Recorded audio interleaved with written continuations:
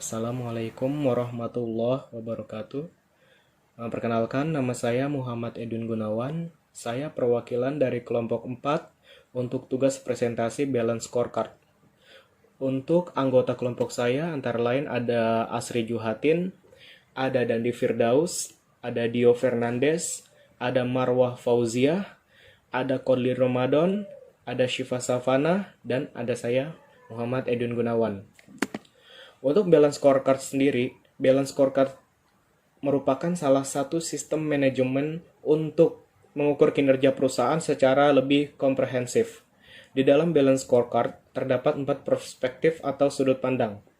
Antara lain ada perspektif keuangan, ada perspektif pelanggan, ada perspektif proses bisnis internal, dan ada perspektif pembelajaran dan pertumbuhan.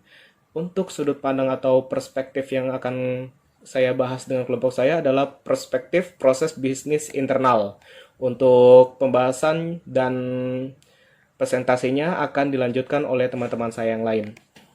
Assalamualaikum warahmatullahi wabarakatuh. Saya Kodli Ramadan dari kelompok 4 akan menjelaskan tentang perspektif bisnis internal menurut para ahli. Simon menjelaskan perspektif bisnis internal menampilkan proses kritis yang memungkinkan unit bisnis untuk memberi value proposition yang mampu menarik dan mempertahankan pelanggannya di segmen pasar yang diinginkan dan memuaskan harapan para pemegang saham melalui financial returns. Lewis dan Biromo menjelaskan proses bisnis internal merupakan serangkaian aktivitas yang ada dalam suatu bisnis secara internal yang kerap disebut dengan rantai nilai atau value chain. Dalam perusahaan yang menghasilkan barang maupun jasa, pada umumnya rantai nilai terdiri dari pengembangan produk baru, produksi, penjualan, dan pemasaran, distribusi, layanan penjual, serta keamanan dan kesehatan lingkungan. Terima kasih. Assalamualaikum warahmatullahi wabarakatuh. Nama saya Dio Fernandes. Saya dari kelompok 4. Di sini saya akan menjelaskan internal bisnis merupakan serangkaian proses penanganan bahan baku hingga penindustrian produk jadi ke pelanggan yang diharapkan menghasilkan produk dan layanan jasa unggul. Setelah tujuan keuangan dan pelanggan ditetapkan dalam balance scorecard, langkah selanjutnya adalah mengidentifikasi dan mengendalikan proses bisnis inti. Pos-pos ini memungkinkan perusahaan untuk mencapai sebuah tujuan yang diharapkan pemegang saham dan mencapai keunggulan dalam pelayanan pelanggan. Pada akhirnya, pencapaian proses ini akan menciptakan nilai bagi konsumen dan berkontribusi pada hasil finansial yang positif. Untuk mengukur poin ini, pemimpin perusahaan harus rutin mengamati bagaimana kondisi internal dalam perusahaan. Apakah semua yang dijalankan sesuai dengan metode yang ditetapkan atau malah melenceng dari peraturan. Saya Marwah Fauzia. Di sini saya akan menjelaskan dalam buku Balance Scorecard, pedoman praktis pada industri manufaktur yang dikarang oleh Syariati pada tahun 2009. Perspektif ini diukur dari tahapan-tahapan produksi perusahaan dengan indikator-indikator yang diharapkan dapat memenuhi keinginan pelanggan.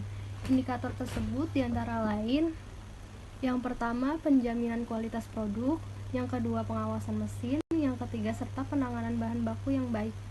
Selanjutnya, aspek penting pada departemen produksi mengarah pada pengaturan dan pengawasan aktivitas produk perusahaan.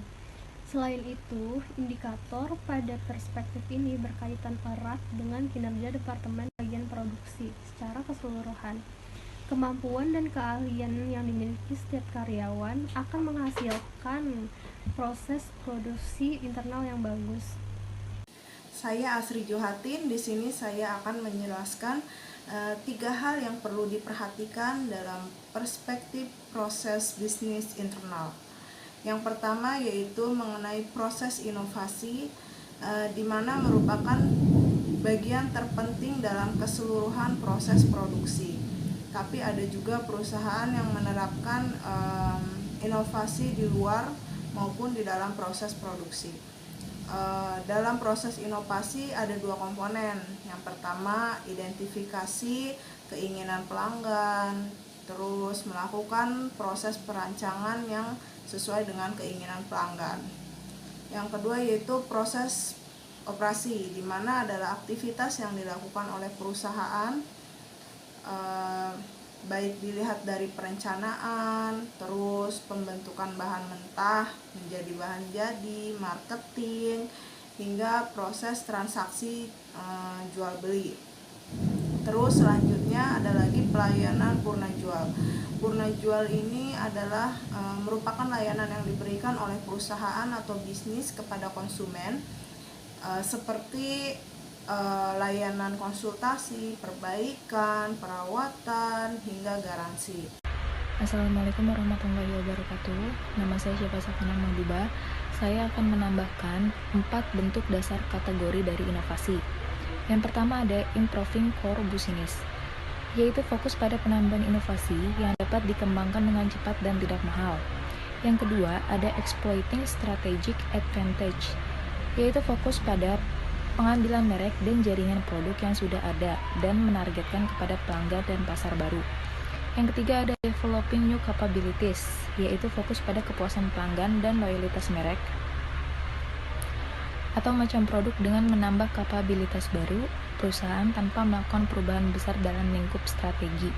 Yang keempat ada creating revolutionary change, yaitu fokus pada inovasi radikal yang melebihi macam produk dan merek yang dimiliki perusahaan saat ini untuk membuat perubahan yang mendasar dalam lingkup strategi maupun kapabilitasnya.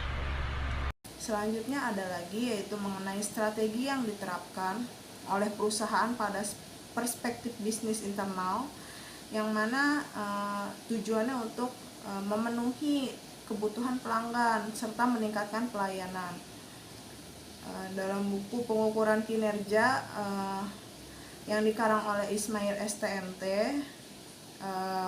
strategi dalam proses internal yaitu peningkatan kecepatan proses pelayanan, terus mengembangkan inovasi di lini SDM, terus pemberian kesejahteraan karyawan, serta peningkatan keselamatan dan kesehatan kerja. Nama saya Dandi Firdaus. Jadi kesimpulannya, tujuan dari perspektif proses bisnis internal adalah untuk memenuhi harapan perusahaan dan harapan pelanggan. Ada 3 macam tahapan proses perspektif proses bisnis internal. Yang pertama, inovasi. Pada tahap ini, perusahaan meneliti kebutuhan pelanggan yang sedang berkembang, kemudian menciptakan produk yang akan memenuhi kebutuhan mereka. Yang kedua, operasi. Pada tahap ini, perusahaan berupaya untuk memberikan solusi kepada para pelanggan dalam memenuhi keinginan dan kebutuhan mereka. Yang ketiga, layanan purna jual. Pada tahap ini, perusahaan mempunyai strategi khusus dalam melaksanakan layanan purna jual, sehingga memberikan nilai tambah pada pelanggan. Sekian dari presentasi dari kelompok kami. Terima kasih.